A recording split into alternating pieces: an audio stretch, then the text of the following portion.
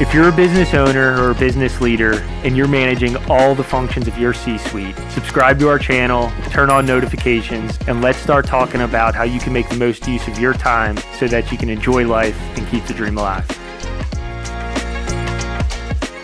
Welcome back to another episode of Fractional with Chris Capone and Associates, and the stars have aligned finally, and I get to have Natalie English here, who is the president and CEO of the Chamber of Commerce. Glad to be here. Thank you for having me. Yeah, this is awesome. I've been looking forward to Me this too. for a long time. And before we start, I got to just do the shout out of how much you have helped me with my business, the opportunities that the Chamber has given me, and being able to work with you guys as the fractional CFO has been it's been awesome. Well, I could say the same thing because, as you know, we had been through some transitions, and I have this really big vision of what we can be as an organization, as individual team members, and on behalf of the community. And I couldn't be doing it without you. Thank you. Thank you very much. And to think we met on a yacht. I know. It's just, and it's so funny, just how this has all come together. It's just been so organic, serendipitous. You just meet somebody and then you never know where it goes. I know. And so, yeah. Yay. Yeah, exactly. But you said it. You are a visionary. And what you've accomplished and where the Chamber is going is just, it's so cool. Thanks. And so that's really, what I'd like to talk about today and share with the listeners. But first, tell us about your story. Who's Natalie English? Oh gosh. And how did you get here? Oh my gosh, that was such a circuitous path. I'm a North Carolina native. I've never lived outside North Carolina. Grew up in one of the 5 poorest counties in the state, and so grew up determined to get out of town and never go back. Roanoke Rapids, great hometown. I love to visit, but I knew I didn't want to go back. Got a full scholarship to major in chemical engineering at NC State University. I did not know that. Chemical engineering. I did. You're using a lot of that degree right now, huh? I do use it sometimes. Yeah. When I have to work on environmental issues, I actually understand the compounds and such. Because that's nice. I'm one of 5 girls in a middle low income family, and so the full scholarship came, and I wasn't given a choice. Yeah, I was let's take that so one. So I took it, and it. In my sophomore year, I realized I did not want to sit in a lab for the rest of my life, and I had worked for my father in radio in my hometown, and so I was like, I'm going to be a TV reporter, so I'm going to change my major to communications. So that's what I did. Working in the public television station, I started learning about how they make policy at the General Assembly. It was a nightly news show that I got to work on, and I kind of fell in love with making policy, or sausage, as we call it. And so I started lobbying, and that first job that I got out of college led to a second job that led to another. And then ultimately I was recruited to lobby for a statewide association, chemical manufacturers. So my early part of I never got that degree. I got a communications degree. Okay. I had to give up the scholarship and when I changed my major. But that year and a half or so all my electives ended up being chemistry, calculus, physics. So when I got that job lobbying for the statewide Chemical Manufacturers Association, I knew what they were talking about. So it was pretty cool. Yeah. And from there, I was recruited to lead the governmental affairs department at the Charlotte Chamber of Commerce, which is one of our largest chambers in the state of North Carolina. And I decided I wanted to be a CEO. That job, that work really married my passion for making my community better with my ability to help people connect to the other people and the resources that they need. I'm really good at that. And then I can see, if you tell me you want to get to a certain place, a goal, I can see all the stops along the way and the people that we need. It's just, I don't know how I do it. I just can. And I love it. And I've gotten really good at hiring and developing team members. And so we've got an unbelievable group of staff at your Chamber of Commerce doing some amazing things. Absolutely. And it's not a huge team either. No. And the amount of work that gets put out the door and the amount of impact that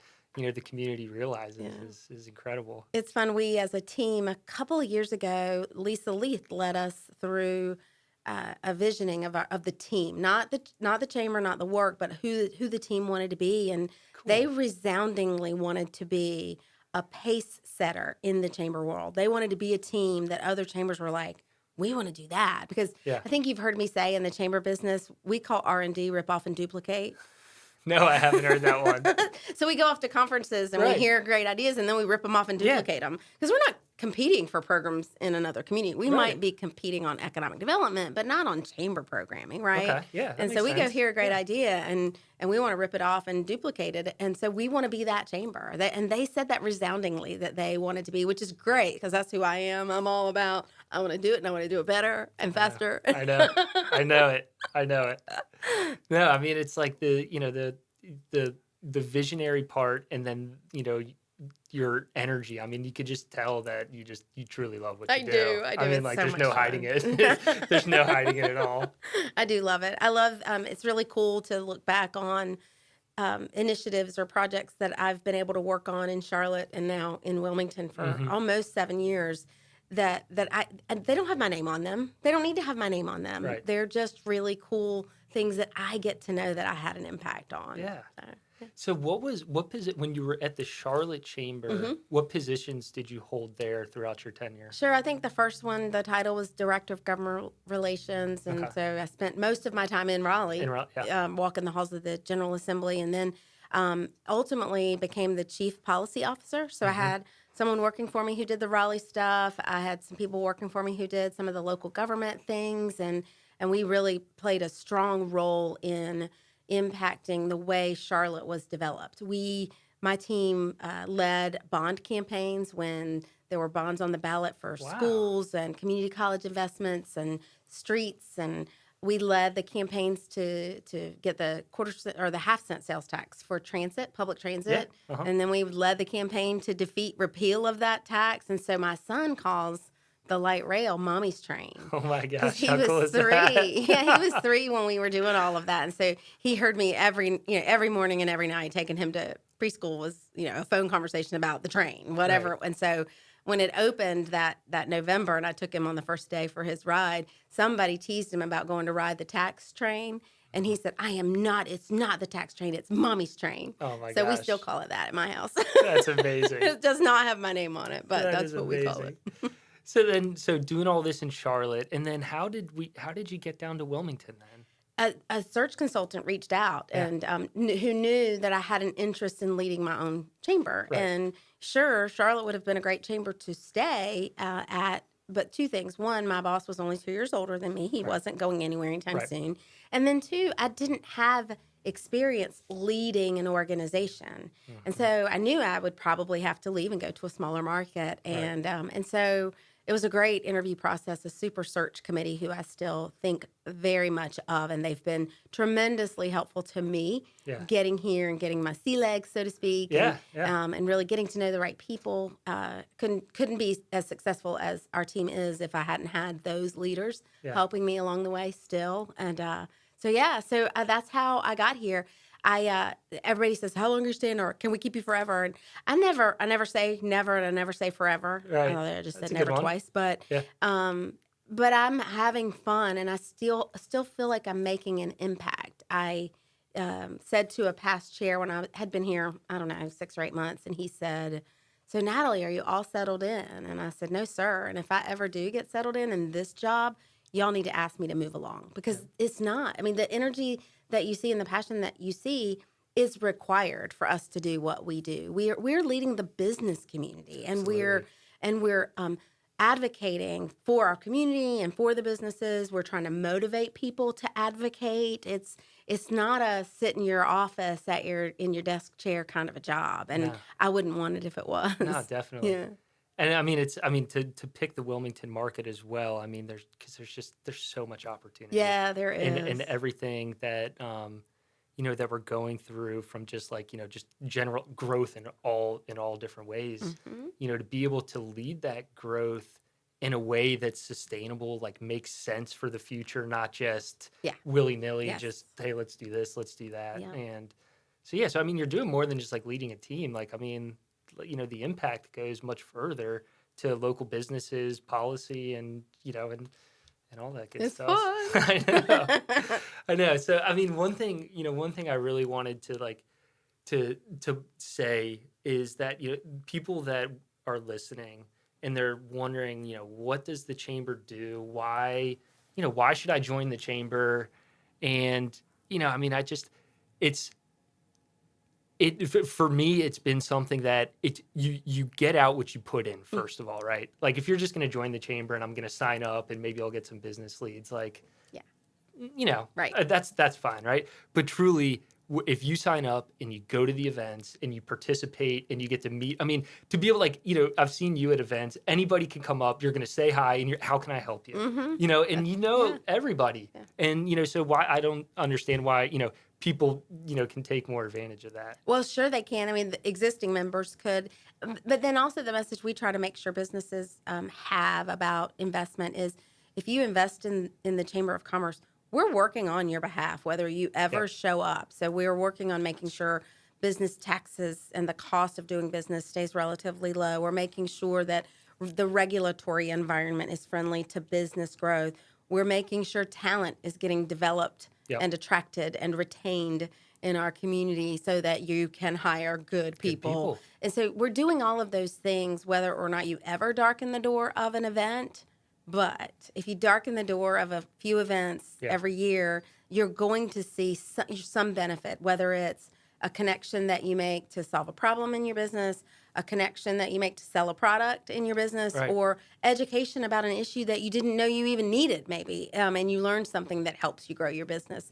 Those are kind of the things that we offer when you do participate. Yeah. No, I'm glad you say that, because I didn't think about that. Yeah. I mean, you're investing in the chamber, and there is a ton of work that is being done on your behalf as well. Absolutely. So, no, that's amazing. So let's talk about what's going on at the chamber, because I know there's a lot to talk about, and maybe before we talk about what's going on, like, when did you start with the chamber? What year in March was that? of 2017. 2017. So Okay. pre-Florence. Yeah, Big old hurricane. Yeah, I mean, so let's walk through that history. So 2017, and then a bunch of stuff happened between then and now. Yeah. So a hurricane, another hurricane, a couple tropical storms, and then a pandemic, and so all of those things could negatively impact a community, and especially a membership organization like a Chamber of Commerce, if we let it, right? Right. And we didn't. Wilmington strong, right? We got through Florence. We supported each other. Then this is across the entire region, making sure that that people got back into their homes. And I, we want to talk about Queen Lobbyist here. I was a broken record after Florence that all of the federal and state grant programs are focused on individuals. And yes, it's important to get individuals back into safe homes. It is. Right. But if you don't help the businesses rebuild and recover, then there's no job for some number of people to go back to. Yeah. And so I was a broken record. So when the pandemic hit, it was a little bit easier. People actually were like, oh, yeah, I remember. She said that over and over again, and we didn't have the means to do it. So when the COVID money became available to our local governments, I quickly reached out and said, let's create a small business grant program, and the county staff were very receptive, and then ultimately the city staff, and we, the chamber, managed that grant process. It wasn't our money to give away. Right. We managed it, and then the county county commission and the city council voted to give away over $4 million to small businesses in our county. Wow. To help them recover and get through the pandemic. So I think we came out of the pandemic as a hotbed of tourism, right? A lot of hospitality businesses, which were impacted greatly. Yep. But we were able to weather that economic storm better than some other communities. And other downtowns and tourism-related communities have taken longer to recover than we did. Absolutely. And it started from what I learned after Florence. I had never lived in a community impacted by a natural disaster. And so I learned what wasn't happening for business, and so was able to make a turn. That was when also the county manager was very receptive to the need for a business retention and expansion program, which means it's, you've got economic development in a community, which is traditionally focused on attracting projects with new jobs, not always paying close attention to the businesses that you have in the community. And our partners at Wilmington Business Development do a phenomenal job on the attraction of larger projects and on retention with our largest employers, making Right. sure To if they keep them to keep them there. here to get the help them expand if that's what they're looking for. And so Wilmington Business Development does super job. There's a limit to how much they can handle, Right. literally in projects. So we worked with the county manager to create a program, and then the county manager asked if the chamber would run the small business retention, development, and expansion Awesome. program. And so Josh And Hallenstein, that's when Josh came in. yeah, Yeah. Josh came in Got it. November of 21, and he's visited, gosh, I think he's over 200 different businesses in New Hanover County since he got here, and Mhm. most of them are small manufacturers that nobody even knows are I here. know. I love listening to his I reports. know. So I'm like, I didn't know they were here. I How know. cool is that? It's very cool. And companies that are making an impact globally, like Champion Valves is the company that makes some valve thingy. I don't know what it is, but Josh does. And they're selling their product all over the world from making it right here in In Wilmington. Wilmington. Yeah. How cool is He that? just worked with a French company that wanted a North American headquarters, and they chose Wilmington, North Carolina. It's a small little bitty Unbelievable. project. It's only, I don't know, a handful of jobs, maybe 6 jobs, but they're here. They've Yeah. chosen here. And so when they decide to expand more, that potentially could be manufacturing landing in whether it's New Hanover, Brunswick, Pender, Columbus. I mean, it just helps the entire region when Yeah. things like that happen. So that's an interesting topic. Like, I guess, the Wilmington Chamber is, I mean, technically it's New Hanover County, right? I mean, Yeah, our legal name is the Greater Wilmington Chamber of okay. Commerce. And so there are 3 chambers in Brunswick County. There's a Pleasure Island down in Carolina Beach Chamber, Right. a Yep. Wrightsville Beach Chamber, and there are 2 chambers in Pender County and 1 in Columbus County. Got it. And we are the best resourced with people and funds. And so as the Greater Wilmington Chamber of Commerce, we can play a role in all 4 of those counties that Got our it. partners might not be able to. And so we work closely with our partners to try to provide that support Yeah. and voice, right? And the more voices that are counted in your voice makes it a little bit Yeah. louder voice when you're talking to elected officials. Yeah. And where I was going with that is, I mean, whether it's New Hanover County, Brunswick County, Pender County, I mean, it's all good. Right. It's all good for the area. Right. Right. Exactly. Yeah. No, Yeah. that's Well, and commerce doesn't know a county line. right. Exactly. So It's some imaginary. exactly. Well, I don't know. So it's a line that It's not totally imaginary. Not totally but, imaginary, but yeah. but Oh my the cash gosh. register doesn't know any difference. No. No, So, exactly. Yeah. So tell me, like, I want to talk a little bit about the COVID, like how those grants came through, because I don't really understand. A lot of money got put out Ooh. there, and I'm just curious how did that trickle down to, and let's use Wilmington specifically, Okay. like specific case study. How did the money get from the federal government down to Wilmington? Yeah. Walk us Yeah. through that, because Yeah. I don't understand Well, it. you know some of it pretty well because you helped clients with this part of it. So there were those direct COVID grants that happened early on. Right, like the PPP Right. and the EIDL Right. and that stuff, but like more Right. like Okay. yeah. So Yeah. So then, and I can't remember exactly how the federal government decided which communities would get which dollar amounts, but they were sending money. did it go to the state, and then the state would determine which Both. counties? So both. So Do some they money went even- through the do state. They even know? I don't know if they do at this point. It was a lot of money. Oh my gosh. But the county and the city did get direct allocations Got from the federal government and Okay. and in the millions and millions of dollars. And it was based on I think they were based on population numbers. Right, some type of I can't populous. remember what it was, Yep. but and so the city staff team and the county staff team sat around and started dreaming, how are we going to spend these dollars? Okay, Knowing. so it went to the city of Wilmington, Mhm. and then the county and the city No. just The county got a pot of money. Okay, The and the city city got a pot of money. And Got they it, spent okay. a lot of time in each organization dreaming about what could we do what's the with best these use of dollars these that would funds? help with recovery. They Right. were recovery dollars. And they didn't spend a lot of time talking together about what would happen, Mhm. but they had ideas. So the city had a grant program that gave money to not-for-profits in that were struggling. So museums or Got it. art galleries, things like that Yeah. struggled during the pandemic. The county looked at what are the things that we need to invest in. For example, now they've set up for forever.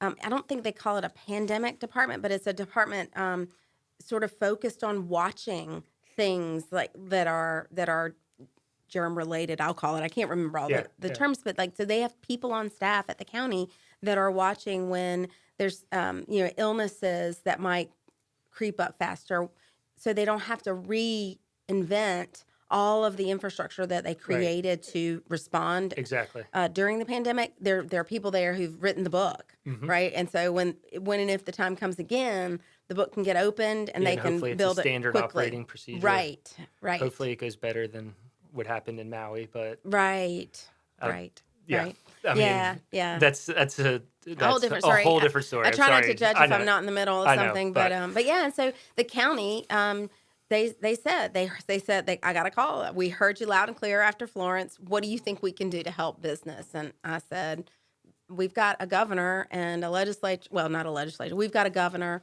closing down businesses, and so I spent a lot of time. I can see myself in my office at home with yeah, my phone to my ear, saying to the mayor and the city manager yeah, and the city attorney, "But no, you can't close car dealerships. People need to be able to buy their next car. What if they can't get where they're going? You can't." It was just like every single day I had a different industry I bet. that needed our voice to get to elected and appointed leaders to say, no, if you do this, you're shutting down our economy, and that's not the right thing to do. Yeah, And so, helping to create protocols and things like that. And then in that, we created the grant program very cool. that came out of that. I So mean, it's that was fun. like such an unknown like time period. Like It really I was. it's easy to look back in retrospect, Yep. right? And be like, oh, why didn't you do this? We should have done that. Mhm. But I remember like I wasn't dealing with anything at the level you were, Right. but I was running a business Hmm. and trying to figure out how we navigate all this and how we Hmm. do it. But just like I remember those days, it was like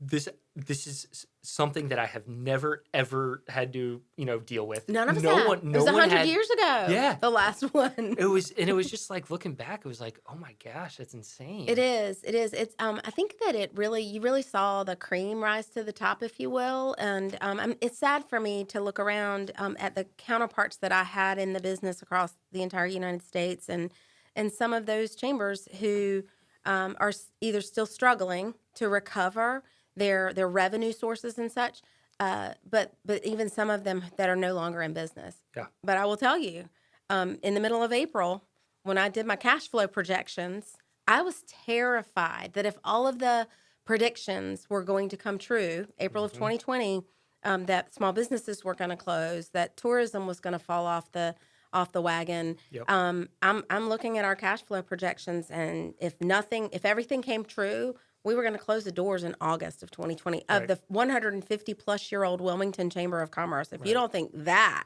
was a ton of Gosh. stress, I was sick on my Yeah. stomach for weeks. But again, I had a team in place that even though we were all sitting in our home offices Hmm. on Zoom calls, every 5 or 10 minutes, it felt like it Yeah. was Yeah. all day, coming up with the creative ways to do what we do for our members that could still make a little money, Right. right? To Exactly. keep us in business, and those members were those who could. They stayed strong in their investment. Those that might not have been able to, they were still very supportive, and Right. they didn't want to sever the connection because they saw the value. And once they figured out what their recovery plan was, they were right back at the table. And Right. we Exactly. actually grew in 2020 because we were one of the few entities, if you will, in southeastern North Carolina, still providing resources Hmm. to businesses, especially. And so we're really proud of how we weathered that storm, Should be. and then have continued our growth trajectory again because I've just got a team that's ready to go I all the know. time I and be the know. best. Yeah. Yeah. Well, I mean, like, you said the cream rises to the top, and there's so many like good quotes out there about basically like whenever something happens, you can either look at it as an opportunity or you could be the victim and Hmm. just sit down and bury your head in the Yep, sand. And I think, that was a defining moment for many people, many businesses, many things. And it like, was. and the people that looked at it as an opportunity or as a way to, hey, let's, it's time to restructure, pivot. Like, Hmm. a lot of them have come out much stronger than they ever Absolutely. were. And now, the fiscal, responsibility and like the fiscal management of an Mm-hmm. organization is a little bit more robust, right? Yes. Because it's like, okay, if this happens again, that's in the back of everybody's mind. Absolutely. If this happens again, do we have enough cash on hand Yes. to Oh be my able to gosh. pay the bills for 6 Yes. months or whatever? Yes. Well, when So I arrived in March of 2017, we had $0 in a reserve account for the Wilmington Chamber of Commerce. And they had been through some really stark financial times yes, that I didn't know about until after I got here, because they don't tell that stuff to you when you're interviewing for a job. they just didn't know. They just forgot to mention No, that yeah, part. conveniently. But we were in decent shape, but we had Right. no reserves, and so when the pandemic hit, by the time the pandemic hit, because I had a goal to we had $60,000 in reserves, Right. Yeah. on an at that time an $850,000-$60,000 a year budget. Right. So not enough at all No. to withstand operations, and so it's continued to be a major goal of ours. And you know where we are now. Yes. We're in really Very, good very good shape. shape. Yeah, and still counting dollars that are coming in. I mean, we've had some great victories just recently with an appropriation from the state legislature for our 7th grade career awareness and leadership development program. Yeah, let's go there. Yeah. I had that. I was getting ready to. That was on the agenda. Let's go there. Tell us about so that. exciting. Yeah. So I've my whole career in advocating for business has made it clear to me that talent is the key. If you don't have the right people trained correctly in the right seats, then your business is not going to be as successful as it can be. And now we're not making enough babies in the United States to replace all of the boomers Yeah. who are retiring at rapid speed now. And so we have to be more intentional about exposing younger people to the jobs that are available in their hometowns, especially. So many people, well, we've been sold, for our entire childhood, probably, that you had to have a 4-year degree. Exactly. And I'm very proud of my NC State degree. Yeah. Yeah. But I also know that there are lots of walks of life that can be had with significantly less education and cost, Yes. The cost is a big part. make as much or more money. And we need them, right? Without tradespepeople working on HVACs and plumbing and all of those things, I know it. we can't I know it. survive. We know. need air conditioning and heat. We need a safe toilet, all the things. Absolutely. And that doesn't require a 4-year degree. No. At all. So anyway, I've been dreaming about this program for a long time, and I finally had a right person on our staff, Laura Primavera, is very passionate about developing leadership skills in people and exposing them to opportunities.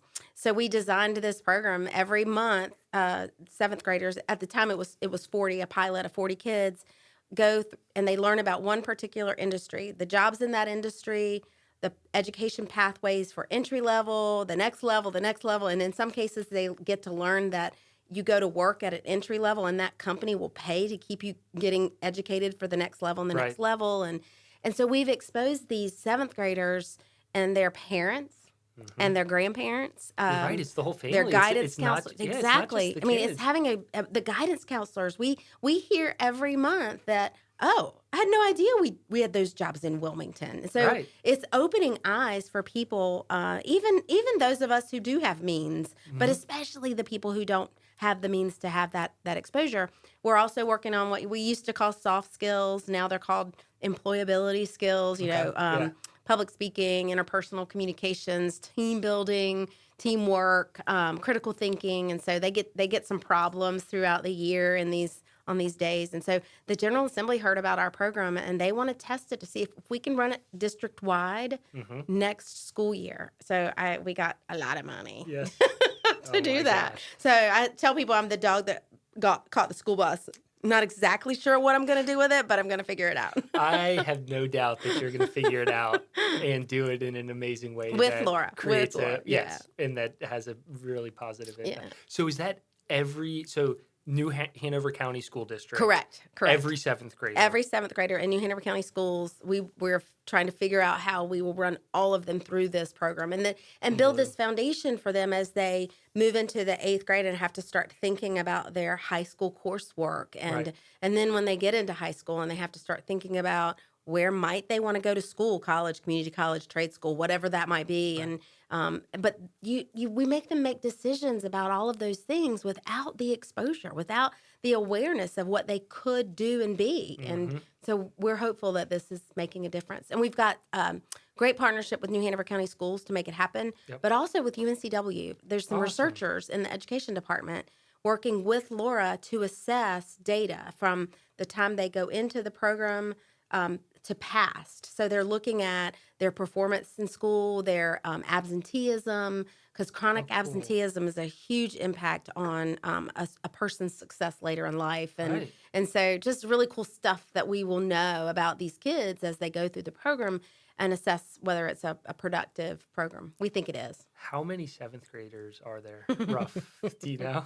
1,800. 1,800. Oh my gosh. Yeah, we're not sure. And the schools team is terrified of what we're going to try to do. But I've got some ideas. So we're going to get together soon and start mapping it out. We have until, next August, basically, to launch the program for the new school year. How exciting. Yeah.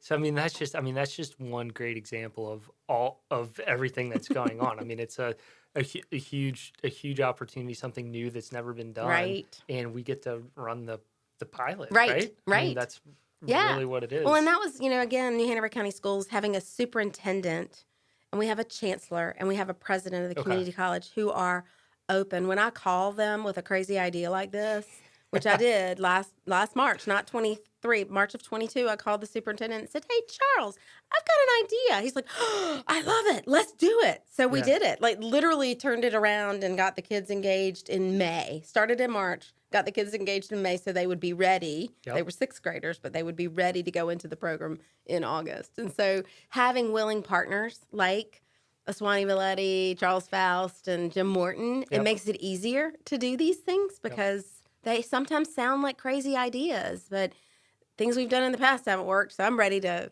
innovate and try something new. Again, it goes back to the team and the people that's around. Absolutely. And there's just so many good people around here. Absolutely. I mean, I think that, there's just the opportunity of Wilmington in general is just every day, it blows my mind. Agreed. And when I was trying to figure out how to start my business, when we met, I was just kind of stumbling through some stuff, and literally every day I was just like, oh my gosh, this is crazy. My gosh, there's so much opportunity for people that want to go and get it, right? Yes, there is. And I think too the kind of business that you started, the kind of business that Lisa Leith started, those businesses can be helpful to those of us who have a great business idea. Right. Because I know how to dream up a vision and a solution, right? But managing the money is not my favorite thing. I can do it, but it does not make me happy. No. So knowing that I can have somebody on my team who in a moment's notice I can ask a question that impacts our finances, the thing that keeps us afloat. And you have all that knowledge. Like, I don't have to learn it all. I have you. And I also don't have to pay the kind of salary I would need to have somebody like you on my team. Yep. Same thing with Lisa. And for us, it's Beth Looney, who I exactly. adore. And so knowing that she knows all the HR laws, I don't have to. And so I just have to, she keeps me out of trouble. But she helps me figure out how to make my team happy. And I say, here's what I want to do. How do I get there? And then, oh, Chris, I want to pay this person this much. Yeah. You talk to Beth and y'all figure it out. Yeah, exactly. No, I love it. I think it's so great. And I mean, people start businesses because they have a passion for doing something. And same thing for you. You have a passion for, business development, supporting communities, growth. And so like you didn't go into the your role because you wanted to be able to manage the finances, right? Not. Like people don't start businesses because they're like, oh, I'm going to have a really good accounting system. It's going to be all. No, they start a business because they have an idea and a passion and they want to do that. Yes.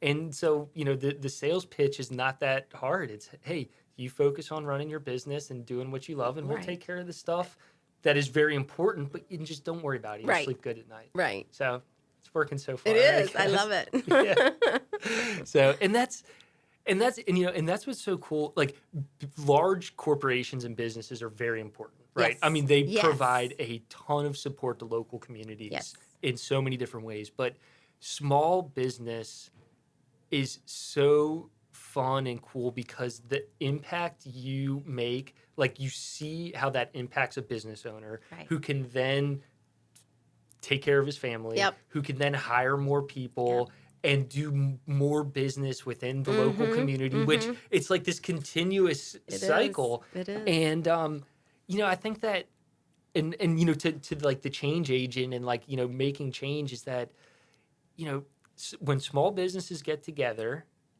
and, you can change from the bottom up as opposed to just things coming down the pike that you have to deal with. Absolutely. Right? Well, and most communities, ours is like most, it's around 80% of the businesses are small businesses. Right. And so there's sometimes a misperception that chambers only care about large businesses. The large businesses already have access to everything chambers do. They hire their own lobbyists. They hire their own professional development people. They can pay for all of the things that, because they invest in the local chamber of commerce, we can provide those things to small business owners who can't afford to hire a lobbyist, who can't afford necessarily to hire professional development or do other things that we can do for them. And so it really is important to have an organization like a chamber of commerce in any community. Yeah. And that's something that I think I've overlooked as a benefit is the whole idea of lobbying and greater benefit for the local community. Because, and I think a lot of people probably have a similar idea. It's like, okay, I joined the chamber, I go to networking events, I can market between businesses, but that's something I've actually like completely overlooked. And now, we're talking, it's a huge part of the value. It is. I think you were at our board meeting last week when I announced in the budget bill, there's this little piece of legislation. So I've, for 20 years, it feels like now, been advocating for a new source of revenue for transportation infrastructure. Yes. Right? We can't build roads and bridges fast enough. Yeah. And yes, I want a new bridge. I have to say that. I know. I was not going to let you out of the room without saying that. But this is, even when I was in Charlotte, right? Yeah. You just can't build roads and things fast enough to keep up with population growth because those things come after the growth. And the only source of revenue in North Carolina to fund transportation infrastructure is the gas tax.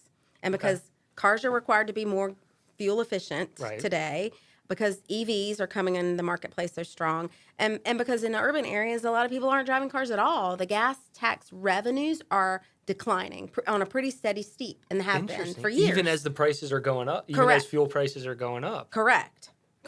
Interesting. So we've been advocating for years to find a new source. And so this past year, and I'm sorry to the electric vehicle drivers, but they've been paying a fraction a year of a user fee, basically, to what we pay those of us who drive gas-fueled cars. And so they're trying to level the playing field at the legislature and increase the revenue. And so that fee is higher now. And it's not exactly the average of what those of us who drive gas cars pay, but it's closer.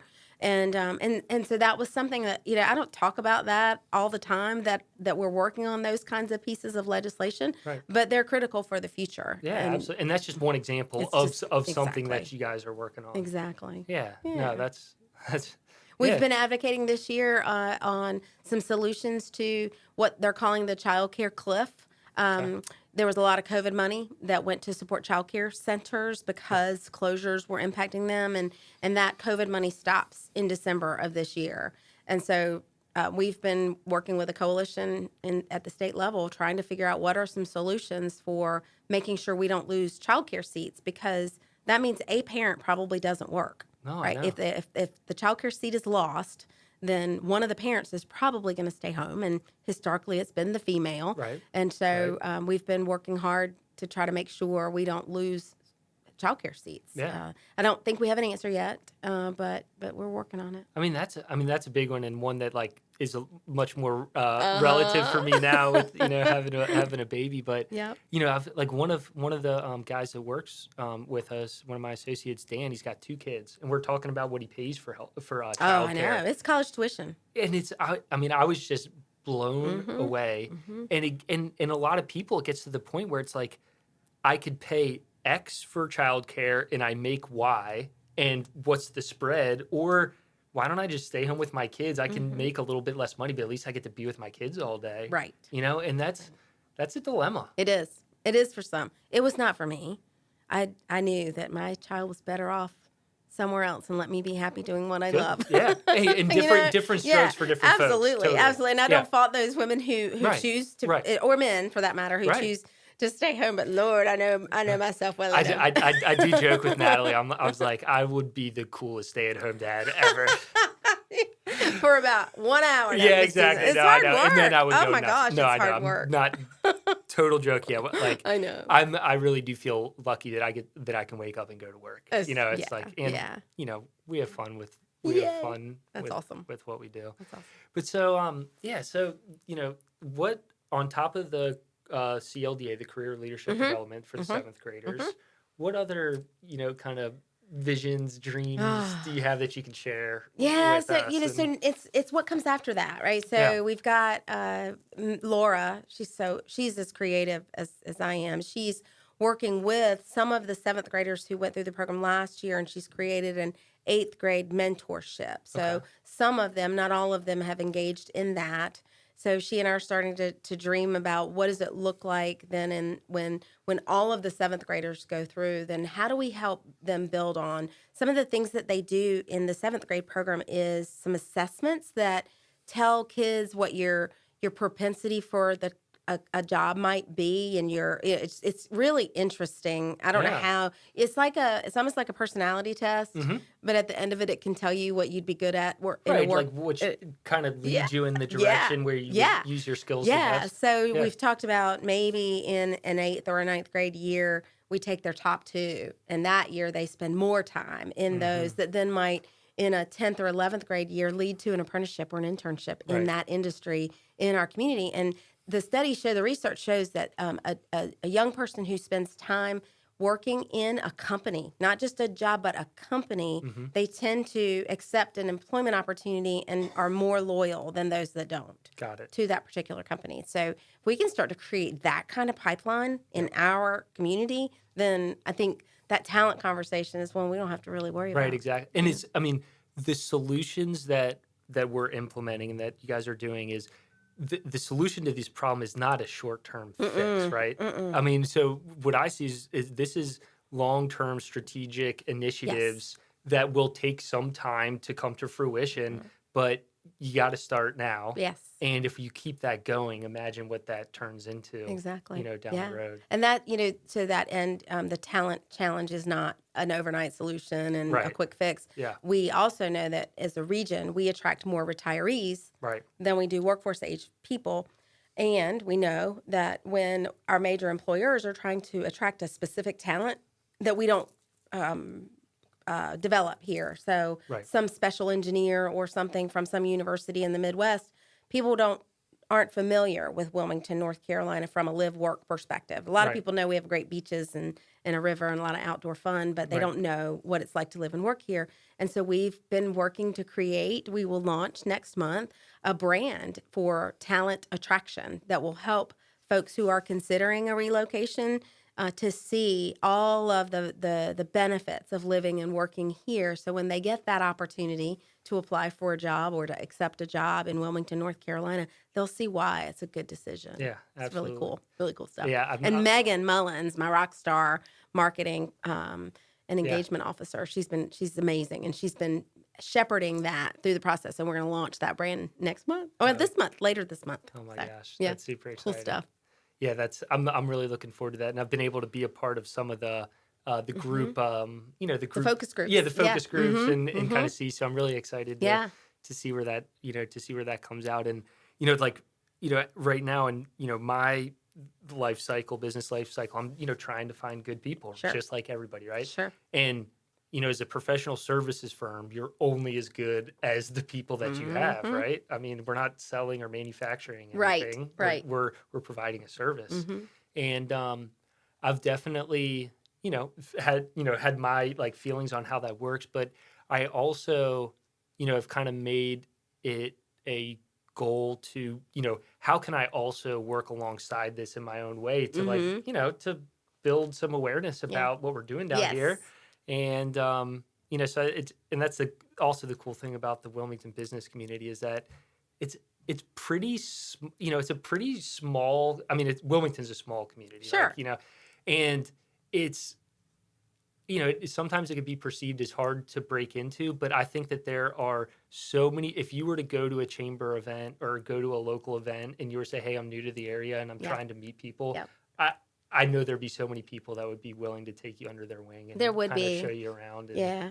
I think see. that's what's really cool about Wilmington is we do still feel like a small town. We're not. We're a Right, small city right, now. yeah, uh-huh, We still feel like a small town, and so you're able to jump in. And if you're willing to take a risk to help make great things happen in this community, the door's open. Come yeah, on in and help us make great things happen. And I think that we also are a community that while we are a small city, we have a lot of the amenities that the larger cities in our state have. absolutely. This is becoming one of the best foodie communities I've ever been It's in. I mean, great. it's like, which restaurant do I want to go to I tonight? know. And it's so much fun. And then, Yeah, and then even the theater, and we have so many great concert venues from small and intimate to yeah, the big the Live big Oak. Live Oak Bank amphitheater, and Yeah, so fun stuff to do. And then of course we have a river and we have and we beaches, have the and beaches. that's not something every big city can claim to have. No, So and I'll tell you, flying in and out of Wilmington Airport it's is like one of the beautiful. best things ever. It really, oh, I know, right? Such easy It's access, so and the easy. number of nonstop flights that we've added Yeah, has just it's been growing. amazing. So you can get anywhere with Uh, one stop, just about anywhere in the world with one stop. yeah, no, Yeah, that's pretty wild. it's cool. Well, I think that's a pretty good spot to wrap it up. We're right at about our time. And thank you so much for coming. You're super busy, and you making time for me Uh, is a really big Thank you deal. for asking. This has been fun. I enjoyed Awesome. it. Yeah. Well, Thanks. thank you everybody for joining. I'm sure that you're all jumping and ready to go join the chamber. So go do it. We'll be And happy to take you. yeah, please reach out to Natalie, her team, or myself, and we'd be happy to talk about anything small biz. Absolutely. Absolutely. Cool. Thank you. All right. Thanks.